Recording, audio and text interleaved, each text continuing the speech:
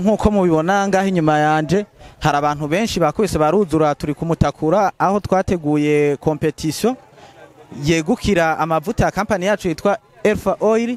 Ayo mavuta tukaba twashatse kuyakorera publicité kugira ngo abantu bayamenye agere kure.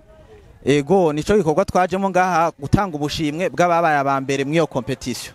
Ego nkuko mubizi turi mu ntoze ya mu bihe bigezweho bya technology, twakoresheje Facebook umuntu agatanga ifoto yiwe tukayishira ko tukayifatanya nayo mavuta, hanyuma yakunzwe cyane niyagizwe ama views menshi n'ama commentaire akaba ariyo twatora kugira ngo ibi ya mbere irongora izindi. Twiyumvire kubucisha mu ubwo buryo kubera yuko urebye mw'iyi minsi abajene basa nabicaye mugabo iyo baronsa ka okaziyo ko kantu kobaha kantu gatoya basi bakaronka utwo bifashisha gasabune mu buzima bwa minsi yose, uba ugize ikintu ukora kandi kugira ngo naye mavuta yacu ashikira abayakeneye kuko n'amavuta meza cyane yoza imoteri amara iminsi gusumba ayandi yose mu moteri kandi moteri ntigire ikibazo na kimwe.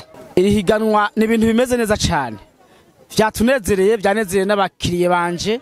Urabona bakubise ngaha baruzura hazimye, harimo n'abakiriye banje baryohewe kabisa, ni gitangaza. Nadandaje vraiment ndavyishimira cyane, nagurishije bimwe biboneka kabisa.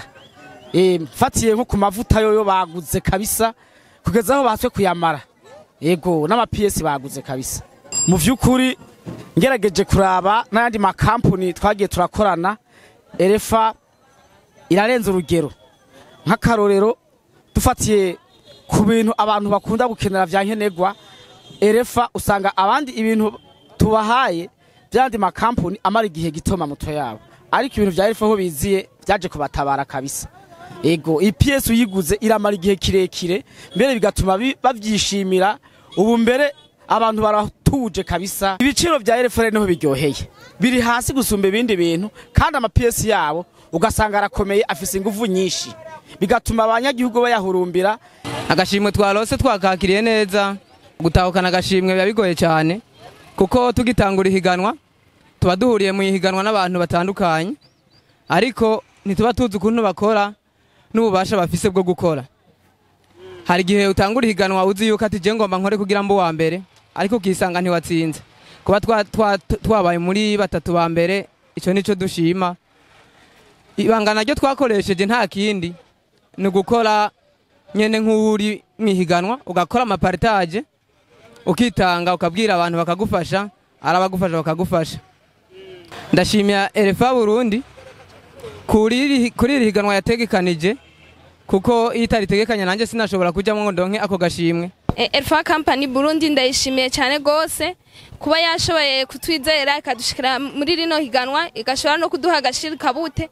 Ndayishimiye gose ntege n'abandi bigeme kugira ngo bababwiye baje mu bintu nk'ibi ntazoshoboye kugira ubwoba, kuko natwebwe twari mwihiganwa turi kumwe n'abahungu, ariko urabona nashoboye gutsinda. Tanganya agashimwe ko umuntu yabaye wa kabiri mwihiganwa, gashimwe nakakiriye neza kubera ko byari byishimo ntangire kumwe n'abandi twari kumwe mwihiganwa, nshobora kuba wa kabiri byari byishimo ntangire. Nashimye Imana ibahezagire cyane. Urwaruka rutabera amahiganwa nuko atakintu cyo kunegirija uno munsi, bisaba ko ikintu cyose ubonye ari cyo gitanga amafaranga urakijamo kugira ngo hirya yejo urabe ko ari cyo guha kugira ngo nawe uhagarare neza.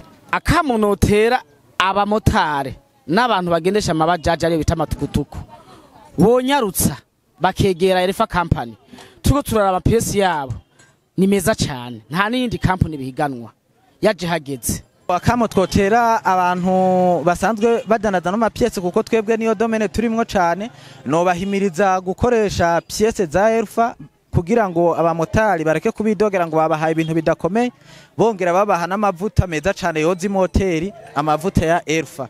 Apare ino competition y'amavuta twakoresheje, turafise amapièce atandukanye y'imoto ubwoko bwose, haba amasaniri, ama HRX ariyo bitwa Kayuki, hariho amakayuki 125, amakayuki 150, hamwe n'izindi moto zitandukanye, byose mubikeneye mubisanga muri ELPHA company aho tudandariza.